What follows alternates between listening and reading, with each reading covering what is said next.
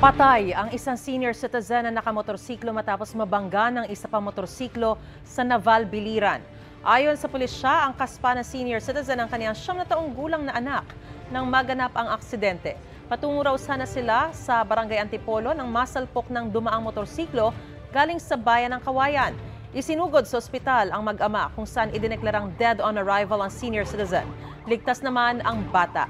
Hawak na ng pulisya nakabanggang rider. Wala siyang pahayag.